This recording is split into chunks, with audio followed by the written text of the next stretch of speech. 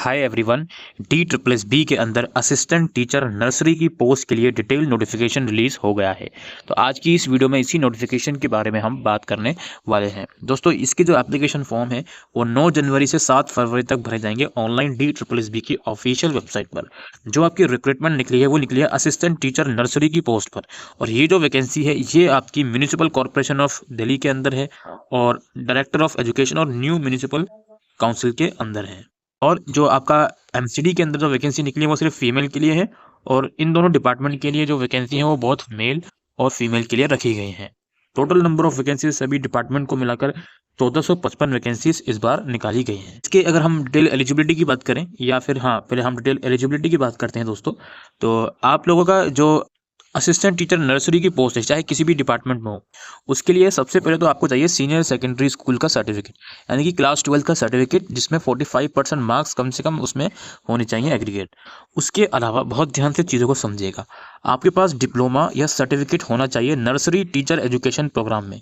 Nursery teacher education programme में diploma या certificate होना चाहिए और वो डिप्लोमा या सर्टिफिकेट कम से कम 2 साल का होना चाहिए।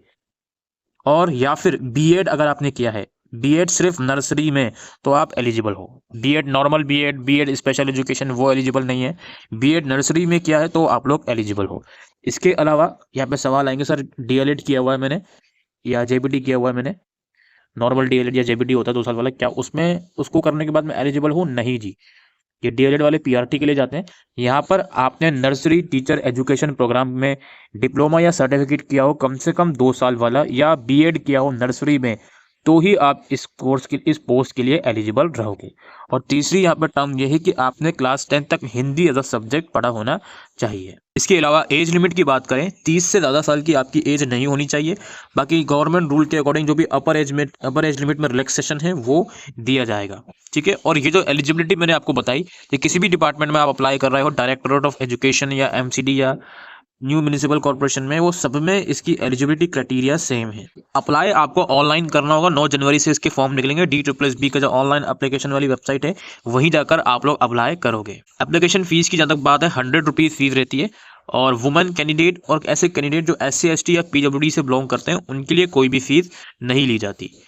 एग्जामिनेशन स्कीम की बात करते हैं। अब इस पोस्ट के लिए जो एग्ज़ाम आपका रहेगा 2 घंटे का आपका एग्ज़ाम होगा और इसमें 200 MCQ होंगे 200 मार्क्स के, यानी कि एक आंसर 1 मार्क्स का। सेक्शन ए के अंदर MCQ होंगे 1 मार्क्स के इन सेक्शंस में से। ये general awareness, general intelligence and reasoning ability, arithmetic and numerical ability, test of Hindi language and comprehension और test of English language and comprehension. इन सभी सेक्शंस के 100 मार्क्स का क्वेश्चन आएगा, ठीक है। और 20 मार्क्स एक सेक्शन के होंगे। अलावा 20 मार्क्स एक सेक्शन के, इट मीन्स 5 सेक्शन के 100 मार्क्स होगा। इसके अलावा सेक्शन बी जो होगा वो होगा MCQ of 1 mark each from the subject concern, teaching methodology, BLED, DED, NTT, JBT etcetera, ठीक है। तो उस कंसर्न से जो भी आपका है टीचिंग मेथोडोलॉजी से रिलेटेड सेक्शन बी के क्वेश्चंस रखे जाएंगे 100 मार्क्स के। और ये क्वेश्चन बाइलिंगुअल होंगे, इंग्लिश और हिंदी दोनों मीडियम में क्वेश्चन पेपर आपका आएगा।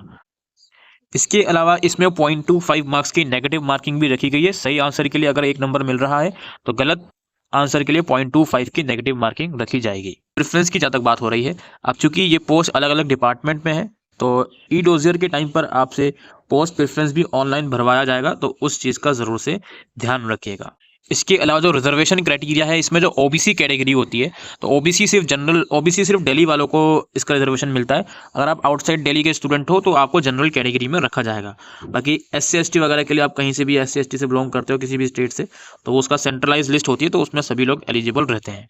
एज रिलैक्सेशन देख लीजिए, SC ST को 5 साल, OBC को 3 साल, PWD को 10 साल का अपर एज लिमिट में रिलैक्सेशन दिया जाएगा। और इस ब्राउचर में कुछ इंपॉर्टेंट इंस्ट्रक्शन लिखे रहती हैं, डी ट्रिपल एस बी के ब्राउचर में जो लिखी रहती हैं, इसको आप जरूर से रीड आउट कर लीजिएगा। एग्जामिनेशन की डेट्स अभी अनाउंस नहीं हुई है कि जो आपका कंप्यूटर बेस्ड या ऑनलाइन वाला जो एग्जाम है वो कब से होगा, अभी इसकी डेट अनाउंस नहीं हुई है। बाकी इसका लिंक आपको डिस्क्रिप्शन बॉक्स में मिल जाएगा, वहां जाकर भी इस नोटिफिकेशन को आप रीड आउट कर सकते हो। अभी के लिए वीडियो में इतना ही। Thank you.